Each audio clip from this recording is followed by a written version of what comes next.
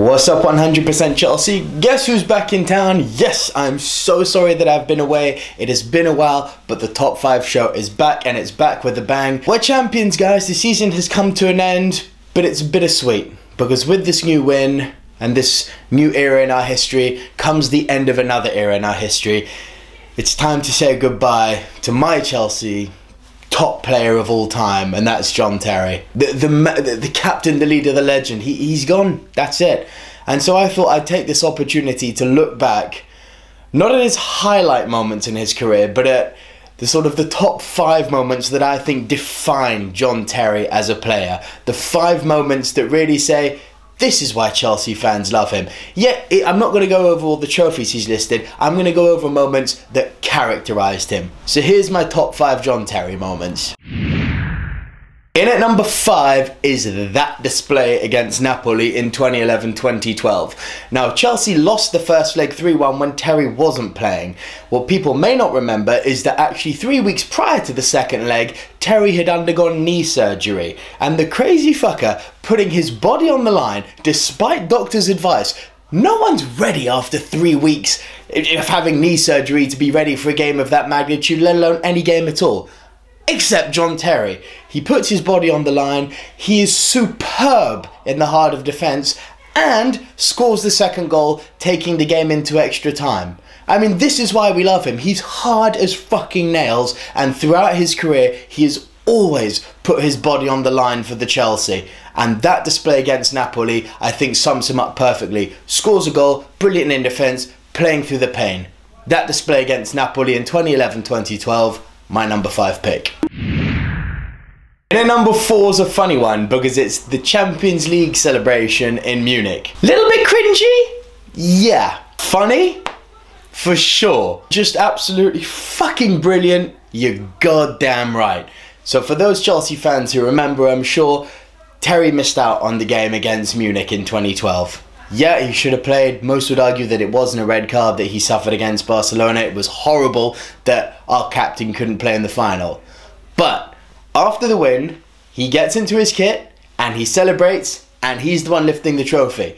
Not only is that a kind of to the whole world saying, yeah, this is still my trophy, this is still my moment as well as Chelsea's moment, which I love, because if anyone in Chelsea's history has deserved to win the Champions League and lift that trophy as a captain, it's John Terry. So it was brilliant that he did that. The Chelsea fans loved him for it, and the fact that all the players supported him in doing that speaks volumes of the man as a captain. And rightfully so, Terry got into his full kit and lifted that trophy, and 2012 marked us as champions of Europe with Terry at the forefront. Love you, John Terry.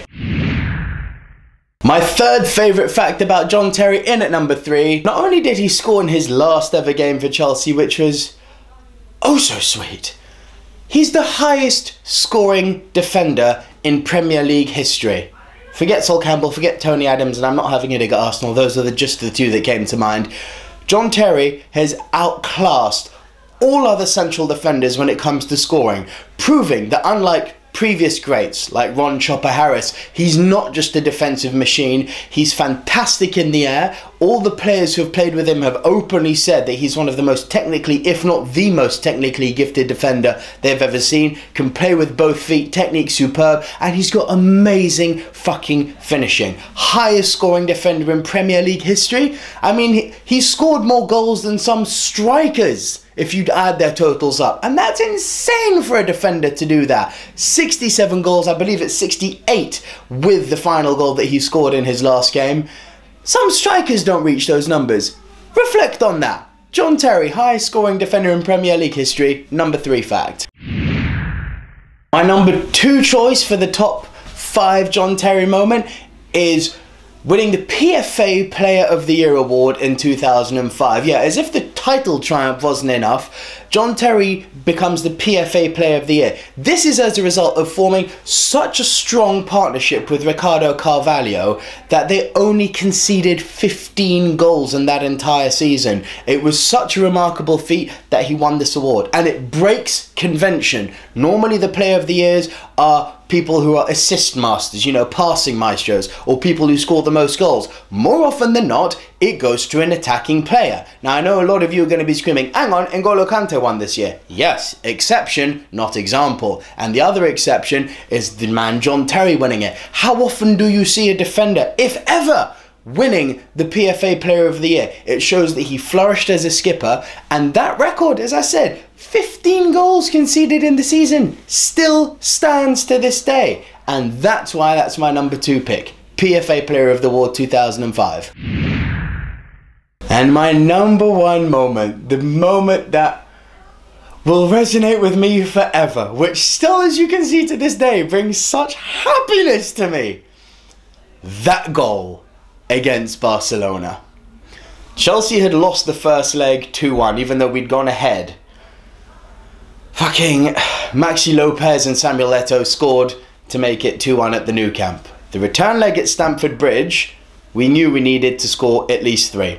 1 wouldn't be enough to make it a 2-2 draw and away goal difference. Not going to happen. You can't stop Barcelona scoring.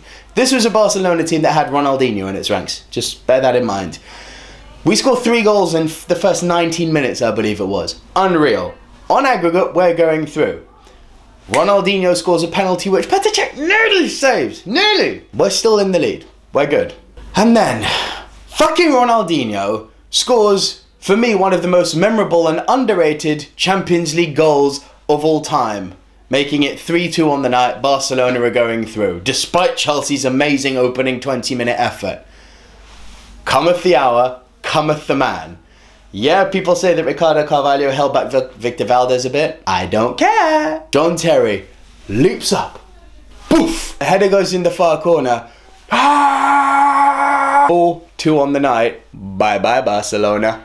That goal not only cemented Chelsea as a European force to be reckoned with, John Terry stole the show. The defensive display, I mean, he didn't keep Ronaldinho at bay entirely, but he did his damn best, as good as you can against Ronaldinho. And that fucking goal. Oh, that goal. That goal that took us through to the next round of the Champions League. Bearing in mind the last time we played Barca, years and years before, I believe we'd lost something like 5-1 to them. The new Chelsea had arrived. John Terry at the forefront, leading by example. So that's my pick for the top 5 John Terry moments, guys. And as I said, I didn't want to go about all the trophies we've won because I couldn't fit them into a top 5. I wanted to pick the top 5 moments that summed him up as our captain, leader, legend, as my favourite player of all time. I want to know what your guys' favourite John Terry moments are. Please leave your thoughts in your comments below. And obviously, if you disagree with me, guys, that's fine. That is what the comment section's for. Please make sure you hit that subscribe button and subscribe to 100% Chelsea. And if you want to see more of this guy, there'll be a link to my personal channel in the description below, Silver Screen Dudes, where you can catch me doing all sorts of crazy movie reviews for all the latest movie releases in the cinemas. Whether you guys should go see them or not, that's up to you. But for now, give this video a thumbs up. As I said, hit that subscribe button. And until next time, from Nico Lero on the Top 5 Show, 100% Chelsea, see ya.